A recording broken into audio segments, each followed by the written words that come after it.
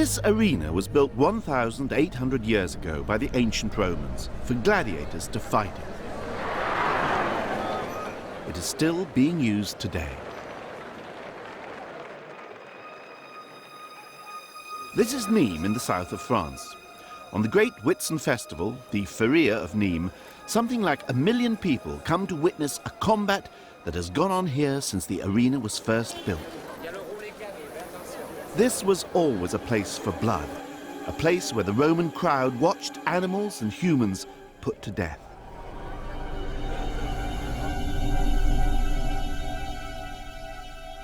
And the central figures in that drama were a group of men whose profession was to murder and to die for the delight of the crowd. Men who dominated the imaginations of the Romans for more than 700 years. The gladiators.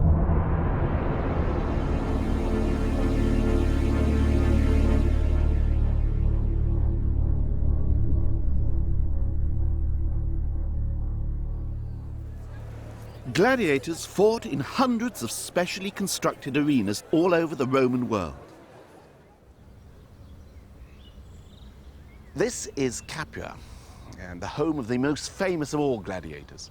Spartacus fought and killed in this very arena for the crowd's delight.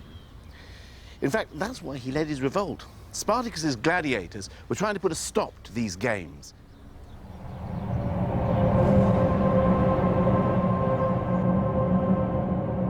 But why did they happen at all? How can anyone come to terms with the extraordinary brutality of the events that went on in here? Should we admire ancient Roman civilization, or do we really owe a vote of thanks to the people who destroyed it, the so-called barbarians?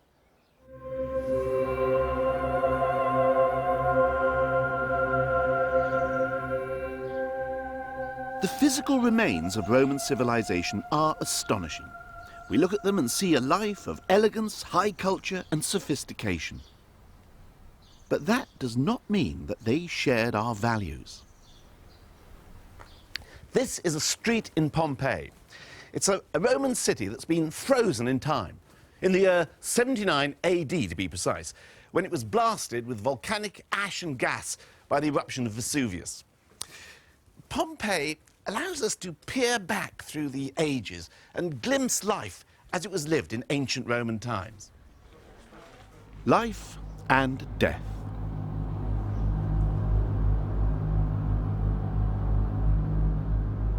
These images of horrific death, the victims caught by the eruption, evoke our pity and compassion. But this, perhaps, is where we and the Romans part company. Pity and compassion were not emotions any self-respecting Roman would admit to.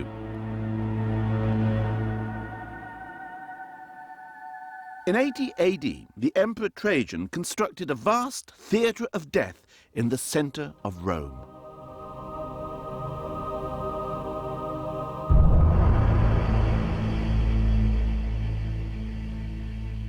It has been known since the Middle Ages as the Colosseum, named because of a colossal statue of Nero that stood outside and was melted down long ago.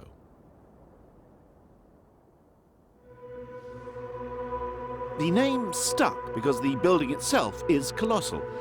60,000 spectators came free of charge to watch spectacles of killing. The scale is enormous. Trajan, when he celebrated his victory over effectively Romania, had 4 months of celebration, day after day, in which 9,000 gladiators were occupied and 11,000 animals killed. So there was a lot of meat, a lot of carcass to be disposed of. What did they do with them? The humans were presumably flushed out into the Tiber. It was a demonstration to the population of this is what we do with people whom we don't like. People were put in the arena to kill and be killed by animals and by each other. The bullfight is the last trace of what used to happen in arenas like Nîmes.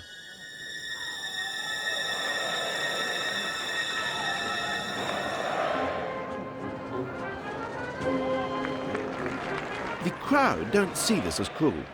For them, this is a spectacle of grace and courage.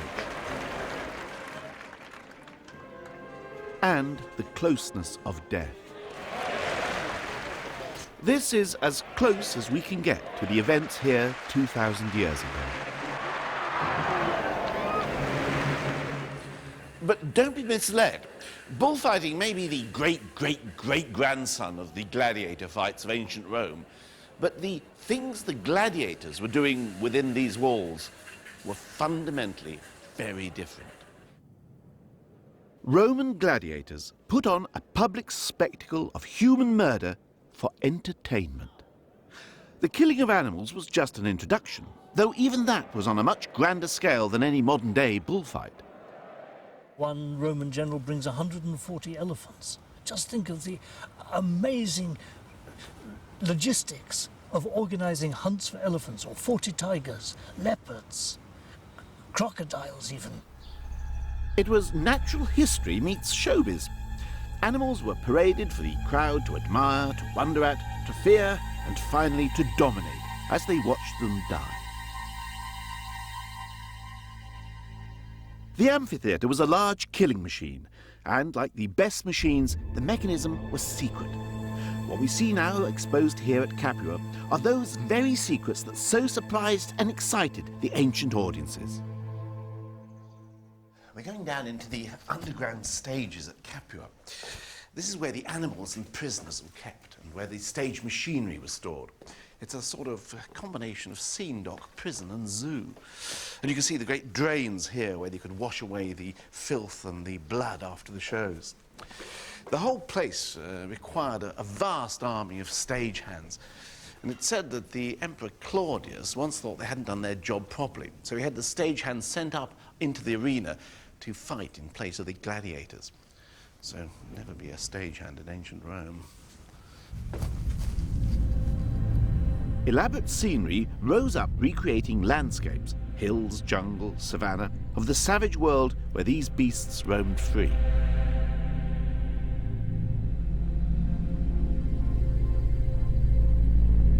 The animals themselves were kept in cages, sometimes hundreds of them, under the amphitheatre floor and hoisted in lifts to appear through trapdoors onto the sand.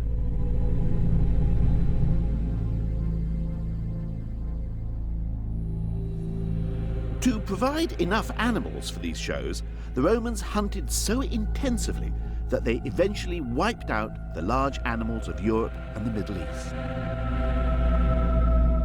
Mark you, the danger wasn't all one way. This relief shows a ship caught in a storm. The sail is being hurriedly taken in, and the lighthouse shows they're being driven into danger. And on board is a cargo of lions. Oh dear. No one doubted that killing wild animals was a thoroughly civilized thing to do, but it was just the warm-up. The Roman crowds didn't just come to see ostriches and ibexes killed, they were waiting for the gladiators. But there was a whole program to get through first. In the middle of the day, public executions. Some people think that's rather boring, and perhaps the rich people go out or pretend to go out and not to be seen to be watching something quite so vulgarly disgusting. Some prisoners were killed by wild animals. Some were forced to kill each other.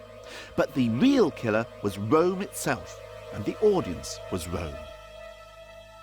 Predators are going after prey, and the predator could be the Roman state going after an inappropriately behaving member of that state or an enemy, or it could be just a natural predator, like a human against a weaker animal or a ferocious beast against an unferocious beast. Rome saw itself as an embattled island of civilization surrounded by a savage world. The arena turned this worldview inside out. Here the savage world was surrounded and contained by the civilized. It was a living demonstration of the power of Rome, and people who challenged that power were thrown into the savage space beyond the frontiers. That savage space was down there on the sand.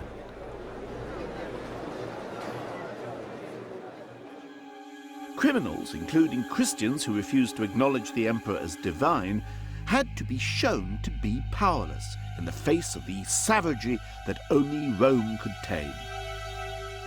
Many of these animals must have been half dead themselves by the time they reached the arena. There's an account of one martyr who actually has to seize the animal and pull it towards him to make him go for the kill. Otherwise, you can spend hours out there being horribly mauled, but never killed, never finished off. And indeed, for the audience, that was part of the fun of it. The games that go on in Nîmes are in some ways an echo of the Roman delight in variety. They too like to watch unusual water sports. In the year 52 AD, for example, the Emperor Claudius held a little public spectacle on a lake outside Rome. He put 19,000 captured soldiers onto boats, surrounded them with artillery and told them to get on and fight. 2,000 years ago, sensation-seeking Roman audiences demanded more than sack races in a paddling pool with a bull.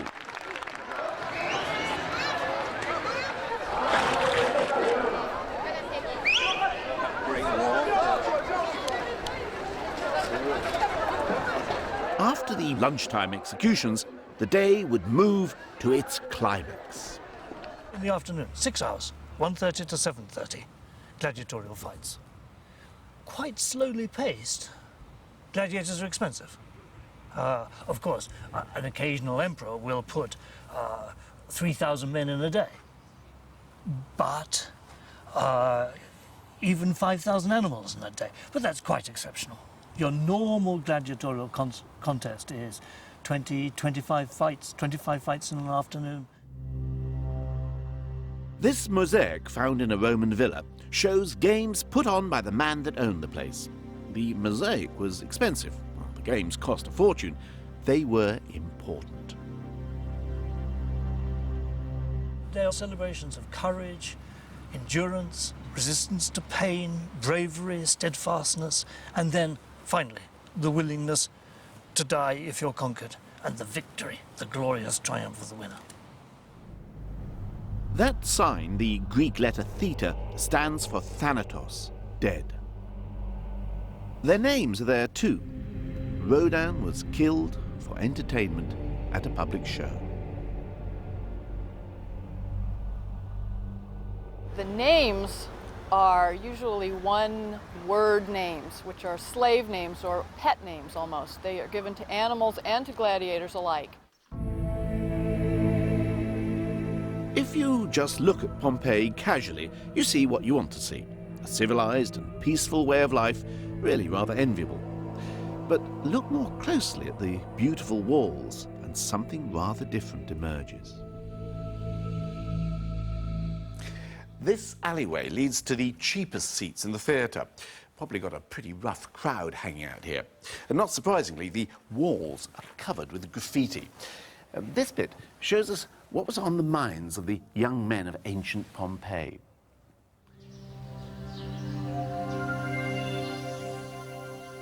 Whoever drew this stuff may have been outside the theatre, but his mind was inside the amphitheatre on the other side of town. Even in private houses, we find graffiti of gladiators. In this case, there's actual portraits of them with their names and with their scores. This one here is Oceanus. He's got 13 victories. Arachintus, Severus. And here's Albanus, He's a freedman. And he's got 19 victories. Top man.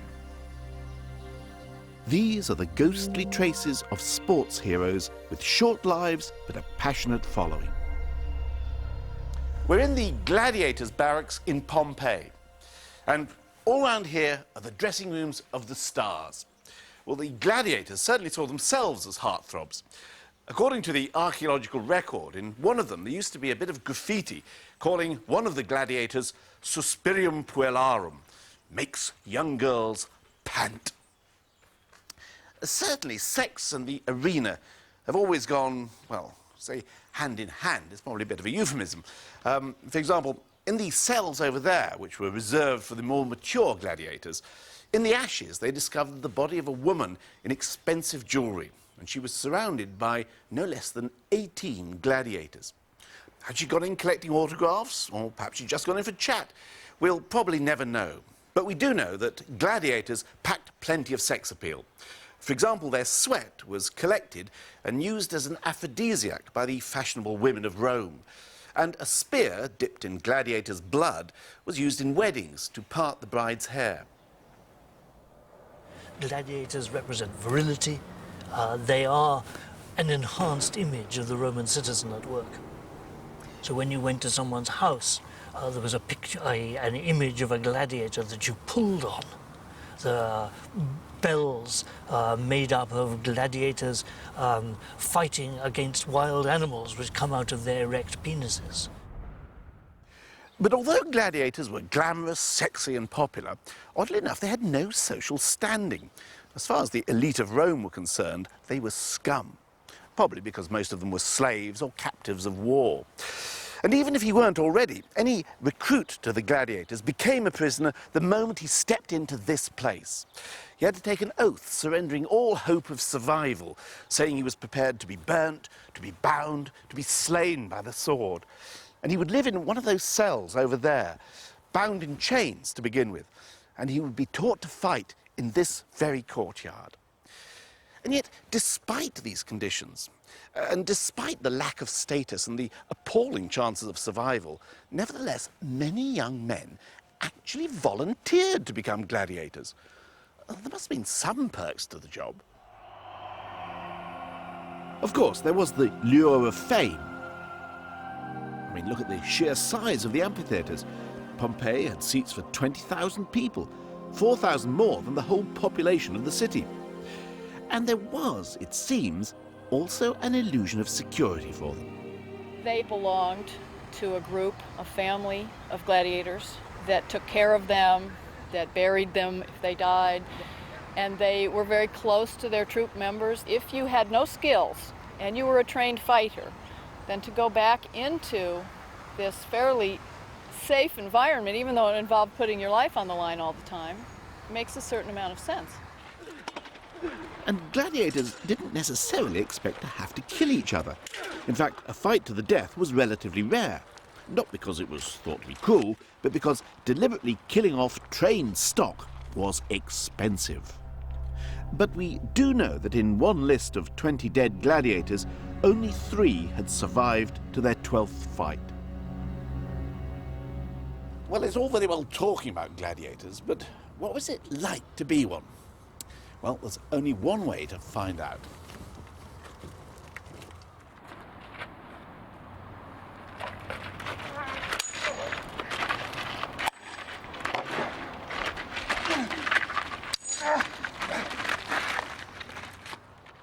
Mike Loades is a theatrical fight arranger and knows as much as anyone about what gladiators actually did.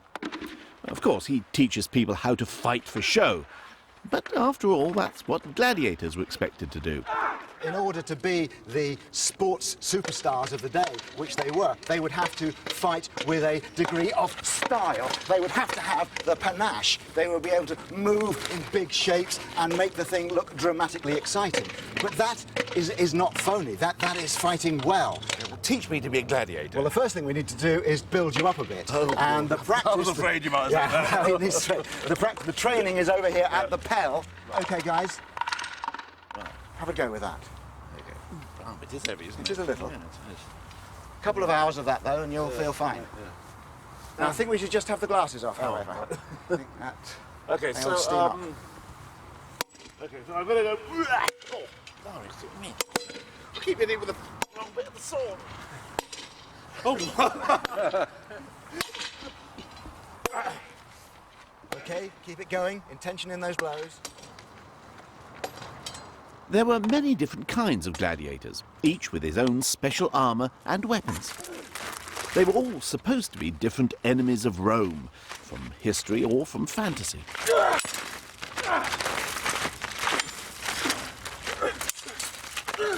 But as Mike showed me, the first thing they all had to learn was to fight with no kit at all.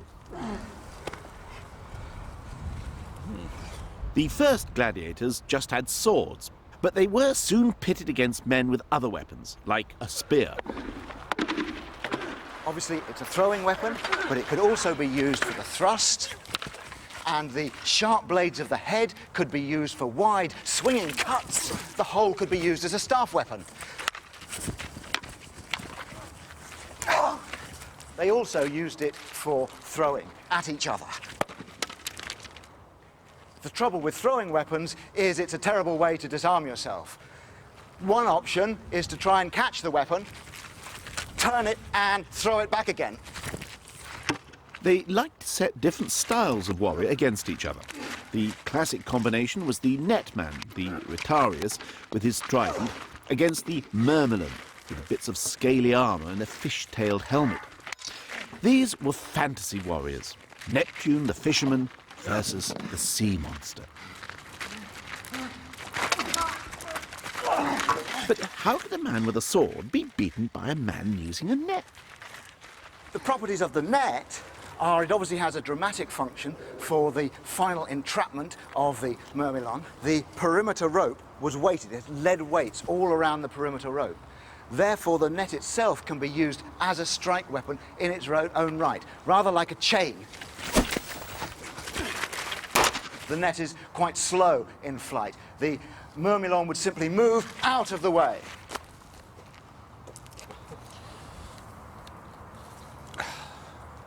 Mark you, it doesn't seem much of a weapon, really, does it? I mean, I don't feel exactly trapped by this net, I have to say.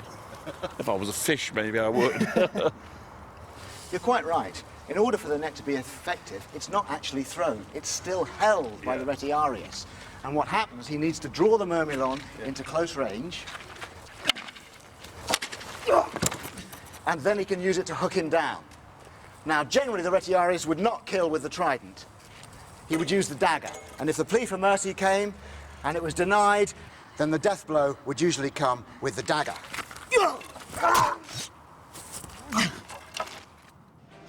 The actual day of the games was a long one.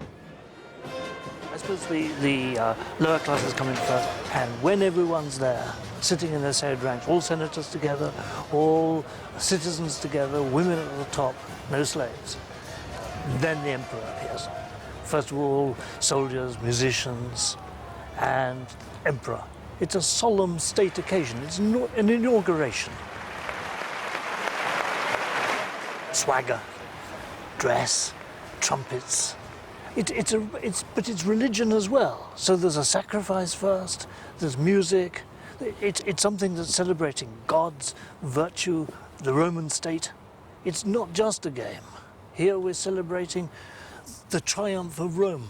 The triumph of Rome over nature, the triumph of Rome over conquered barbarians. Rome is at the center of the universe. Roman citizens were in control. Gladiators had to stop and ask permission before the kill. But the thumbs down signal we associate with that may never have existed. When they first started making films of the Roman amphitheatre, they had to work out what gesture was it that the man in charge of the games used. And they read their ancient sources, and it says, with pressed thumb, you indicate. And what did with pressed thumb mean? Did it mean pressing like that or that? And the filmmakers made a decision that that would mean you live, and that would mean you die. We don't actually know that they were genuine Roman gestures, but they've entered into common usage. The decision depended on the crowd. Once the Republic had become the Empire, this was the only assembly where the voices of Roman citizens were heard by their masters and obeyed. The cowardly fighter would be likely to get the death sign.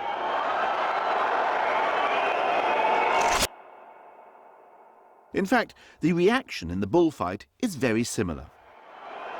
This is a particularly brave bull, and not a particularly brave matador.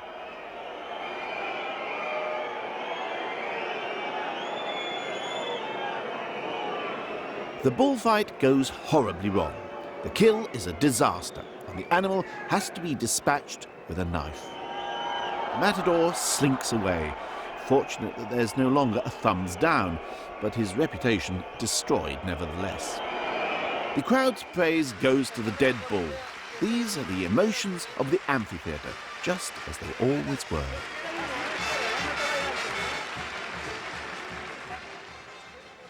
Every town throughout the empire was made Roman by having its amphitheatre, no matter how small.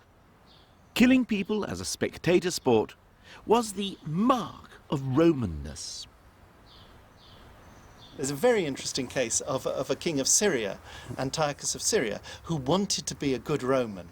And he was trying to put on gladiatorial games in his hometown. And when he did it for the first time, the local people protested and they said, this is simply awful.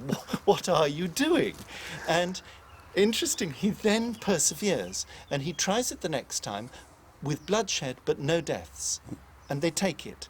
And then, little by little, he accustoms them to the spectacle until they get full-blown gladiatorial games. And I think that it must have been very strange if you're on the edge of the Roman world that isn't yet used to this way of life.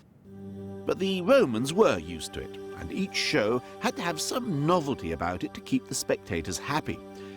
Gladiator armour became spectacular. One year it was a sensation to see them clad in silver, the next that was old hat. There's always the search for a new thrill. In Nîmes today it takes the form of a bull run through the streets. The bulls are penned in by riders on magnificent Camargue horses, and young men run in and try to wrestle the bulls to a standstill. This too contains echoes of the past. The Romans demanded more and more extravagant forms of violence. The Colosseum began to upstage the theatres by putting on plays, but when the script here called for a death, the actor really died. At least one occasion, dramas in which female prisoners were forced to have sex with animals before finally being killed. This is snuff theatre performed in front of emperors and tens of thousands of spectators. How on earth did such a state of affairs come about? Well, it all seems to have started as a form of human sacrifice at funerals. 2,300 years ago, a wealthy Roman would buy some slaves and have them fight to the death as part of the funeral rites. Roman religion was a religion of sacrifice. So blood is central to the Roman experience, and people die. Half those ever born are dead by the age of 5. A third of people survive to the age of 20. Disease is prevalent, and there's probably an insensitivity to the pain of the lower classes on the part of the upper classes. This painting, now being carefully restored, is on the inside of the tomb of a young magistrate of Pompeii. His father had to show his social position. So there's the family silver, and there's the gladiatorial show he put on for his son's funeral. It showed the family's place in society by making a human blood offering to go with the burial. It gradually became a very popular event, and when Rome was still a republic, families who wanted to win votes in elections would put on a good slaughter when they were given the chance. It was called a duty, and that would still be the name of the game when Rome was ruled by emperors. It was the opinion of the poor that the rich had a duty to keep them entertained. About 1 million people lived in Rome's crowded apartments, and many had no work and no income. They survived off free handouts of grain from the state, and to spread the work around, every other day was a public holiday. It's said that bread and circuses were the only things that prevented these narrow streets from exploding. But the way that Roman rulers amused the population was truly monstrous. I mean, to us it seems absolutely incomprehensible that thousands of people and the emperor could come here and watch a woman being raped by animals and then being killed. I mean, how can they possibly say they're humane? We can't say they're humane. But they felt themselves to be humane because they worry about different things. They're not worrying about the lives of criminals or people like Christians who they feel are subverting the order. To them, it's good that evil people should suffer. Of course, it wasn't just good, it was fun. There are even references to death shows at private dinner parties. When they have finished dining and are filled with drink, they call in the gladiators. As soon as one has his throat cut, the diners applaud with delight. It certainly seems to have been quite normal to decorate houses with expensive pictures of deaths that the householder had paid for. If the owner of the house put an image in his house that was something he had paid for, then it tended to show the kinds of scenes that had been enacted in the arena for which he had paid a lot of money and deserved a lot of public credit as far as he was concerned, and he wanted his guests to enjoy it. The fact that it's used as decoration enhances the fact that there's a viewer who is a winner and a viewed object with people in it who are losers in society and who are not part of society. And there's an enjoyment in punishing them and watching it. Today we have a mixed attitude to violence as entertainment, but we know that it's a crowd puller. Cavalcade, extreme fighting, whatever it takes to win. Live on pay-per-view, April 26th. Maybe the nearest sport today is extreme fighting, a sport that takes mortal combat out of the video arcade and back into the ring. Go, choke. Put the hooks in it. That's it. It has huge audiences and no rules. No rules. We take all the rules out and put like the 2 minutes to fight with no rules. Like you can kick in the face, you can punch him in the face with no gloves. That's what extreme fight is all about. How do you know when the fight is ended? When there's one give up or he passed out, that's pretty easy to define. I think everyone's intrigued by, two guys going in Mortal Kombat in front of 1,000 people, I think it's something intriguing about that, definitely. There's plenty of violence in our entertainment. In fact, it's a big draw. In fact, it may be the reason why you switched on this program. Well, it may be the reason why we're making it. But at least we're all worried about it. Our worries aren't simply ethical. We're told that violent entertainment creates criminals and so puts us in danger. An entire county of children was studied in upstate New York, and they were followed over 30 years. And the results of that study, done by Huseman and Iran, showed that the amount of violence viewed at age 8 predicted, not correlated with, but predicted criminality at age 30. American violence is incredibly unclear as to how to live your life, who the good guys are, who deserves punishment, what kind of retribution is valid, if ever, and what isn't. So American violence, I think, makes all the values of the culture fuzzy. It seems odd that the Romans weren't worried at all about the effects of their entertainment. I think actually that the Romans would have as hard a time understanding our forms of violence as we have understanding theirs. I think to the Romans, violence was lessons in how to live, how to die, how to bring glory to Rome. There were community events. Half the days in Rome were for spectacles and holidays and things like that. They served a whole bunch of functions in terms of reinforcing community values. Roman attitudes to violence were clearly different from ours. This ostentatious fresco records, without apology, a riot at Pompeii between local supporters and gladiator fans from another town. There were a very few Romans who spoke out against the games, but they did so for rather surprising reasons. For example, Julius Caesar once put on a particularly extravagant show. The great orator Cicero went to watch and gave it a bad review. What pleasure can there be for a civilized man when either some powerless man is ripped to shreds by a powerful beast, or some magnificent animal is transfixed by a spear? But if this kind of show must be viewed, we saw nothing new. Well, they certainly saw something new on the last day, a battle between 500 soldiers and 500 elephants. And everyone felt very sorry for the elephants. The common crowd found much to admire in this event, but did not really enjoy it.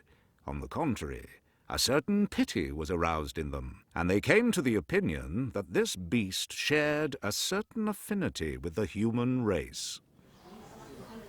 Which is odd, really. They didn't show the slightest compassion for human beings.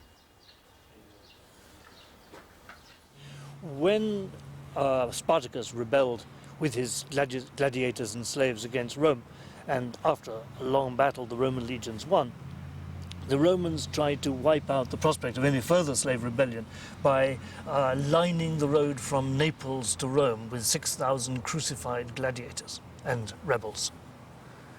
Rome was a violent society. We think of the Romans as a civilization of high culture. We accept a picture of them as elegant and delightful people surrounded by savage barbarians. But at the very heart of Roman civilization was brutality, slaughter, state-sponsored murder, done for the delight of the population. Ruthlessness was not something to be ashamed of in ancient Rome. When Emperor Marcus Aurelius set up a column in Rome to celebrate his victories over the barbarians, it did not show the barbarians as violent. It's the Roman army that takes on that role, decapitating old men, seizing women and children, and burning civilians' homes. It started off as a very militaristic society. They conquered the whole of the Mediterranean basin. They were soldiers. So fighting wars was central to the Roman experience. Fighting wars in which you stuck swords into other people, for real. When we see images like these on the news, they're meant to make us horrified. This is how we are told to imagine Serbian soldiers in the Balkans and consider them war criminals. For the Romans, these were moments to be proud of and stick on your column. In fact, they reminded the Romans that they were meant to be a ruthless people. But for most Roman soldiers, the arena was the closest they ever got to seeing someone killed. The empire itself was mostly at peace, and it's been reckoned that the odds of a Roman soldier dying on the battlefield were about 1 in 1,000. Life had become peaceful and elegant, and not really Roman enough. They were very nervous that the sort of things that they took to might make them enfeebled. No, the arenas, in a sense, it's an antidote to the decadence, not an aspect of decadence. The Romans don't think that they are decadent. They fear that they might be, and the amphitheatre helps them not to be. In a sense, the arena was Rome, and the spectators were participating in a demonstration of Rome's visible and total power over the world. But it could backfire. On one occasion, a spectator shouted out a joke against the Emperor Domitian. So he had a placard hung around the fellow's neck, had him paraded around the arena, and then savage dogs were set on him. On another occasion, during one of Caligula's little extravaganzas, they ran out of prisoners to throw to the wild beasts. So Caligula, who's a real showman at heart, had a section of the audience seized and thrown into the arena to be killed instead. The show must go on. The idea that a man should show himself proud, bold, courageous is not specific to Rome. But to the Romans, it was cowardly to fight against your fate. There's one extraordinary anecdote under Caligula that I think sums up, in a sense, how odd the Roman expectations were. That a group of netmen, retiari, are being chased, And the Retiari have made an accord in advance, and they've decided we're going to surrender and get out of this one easily, because statistically our chances of getting off are quite good. And they all lie down simultaneously and surrender. And they expect to be let off, and the emperor gives them the thumbs down. Whereupon one of the Retiari jumps up, turns his trident against the chasers, and proceeds to kill them all. And Caligula is so furious, he says, "I have never seen such a cruel sight." Roman morality often turns our own on its head. For example, the Romans regarded compassion as a moral defect. It was one thing for a ruler to show clemency, because clemency was produced by reason and political necessity, but compassion was produced by the emotions, and therefore, according to Seneca, belonged to the worst kind of people, to old women and silly females. Seneca despised Junius Brutus for pleading for his life when he was ordered to bare his neck to the axe. This behaviour was regarded as turpissima, most shameful. When a Roman was disgusted by death in the arena, he probably wasn't watching Gladiators. The gladiators usually fought in the afternoon. If you arrived early, as Seneca once did, you were treated to the sight of prisoners being forced to fight unprotected until they were all dead. It's pure, unadulterated murder. There's no helmet, no shield to repel the blade. Why bother with skill? All that just delays death. As soon as a man kills, they shout for him to kill another or be killed. He's specifically disgusted because the excuse for the bloodshed has been removed. If the excuse is that it promotes manliness to have the spectacle of people dying bravely, there's nothing manly about the spectacle of someone just being chopped up, a defenceless person being attacked. Seneca had no objection to gladiators being killed. They were manly fighters whose deaths were educational. Cicero, Pliny, they all said the same. Just look at the gladiators, and look at the wounds they endure. If they have given satisfaction to their masters, they are happy to die. Not spineless, not flabby, but an inspiring spectacle demonstrating the love of praise and desire for victory. Did it work? Well, Cicero was lucky enough to be able to test it for himself.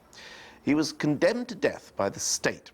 And when the executioners overtook him, he was being carried in his litter. And faced with death, I'm glad to say that Cicero proved he'd learned his lesson from the gladiators.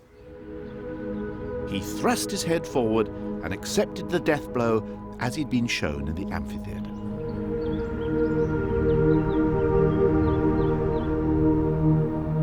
The Roman Empire and its gladiators did eventually disappear, but not because it was conquered and destroyed, but there's no day when Rome actually fell, but because it changed.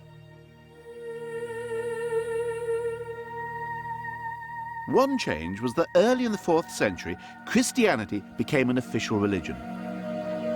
Suddenly, compassion for the weak and mercy to the defeated were supposed to be respectable emotions. And what's more, some Christians even opposed the games. They not only allow people who plead for mercy to be killed, but even demand it. Why, they even order people who have been struck down and are sprawled in the sand to have their bodies torn apart, in case anyone fools them by pretending to be dead. This cruel and bloodthirsty sport, the wickedness of the fighting. But though some Christians denounced the games as wicked, there were others who, as good Romans, were determined to keep them going. They just stopped killing fellow Christians. Christians in power continued an awful lot of the same kinds of public, quite violent, bloody punishments that the Romans had condoned in the arena before them.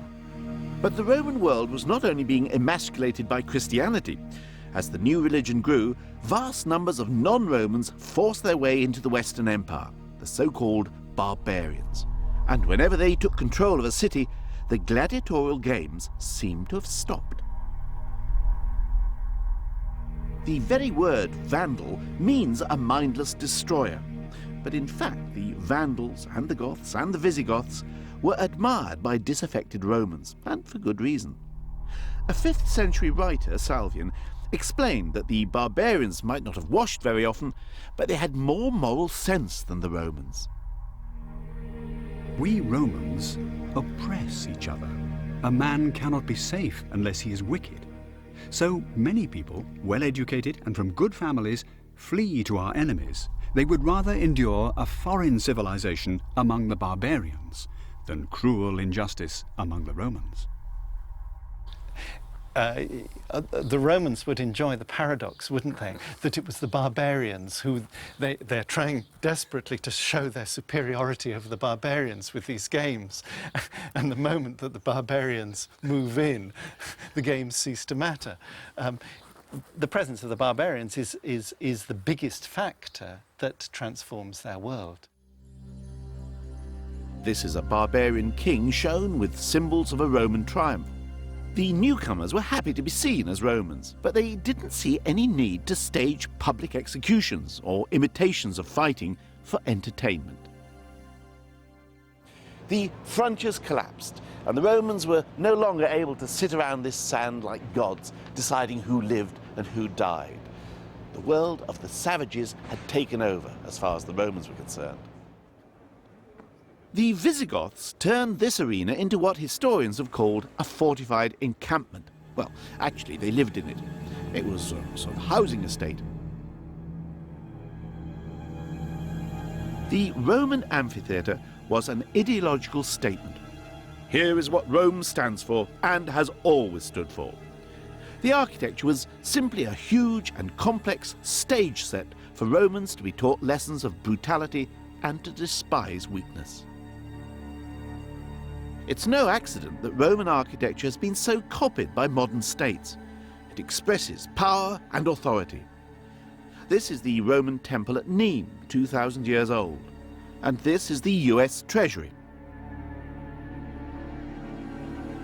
And the British Museum. Architecture means something. And this is the favoured architecture of Western power. The Roman Museum, dedicated to displays of ancient Rome, was created by Mussolini to connect his fascist rule with that of the emperors and with the message of the gladiatorial games. Compassion is weakness, ruthlessness is power.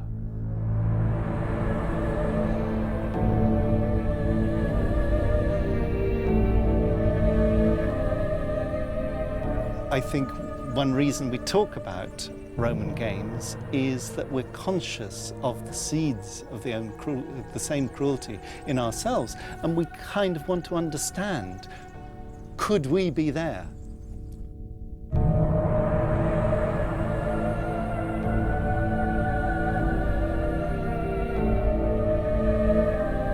We need to be careful when we find ourselves being impressed by Roman civilization, and even more careful when we assume that such things can't happen again.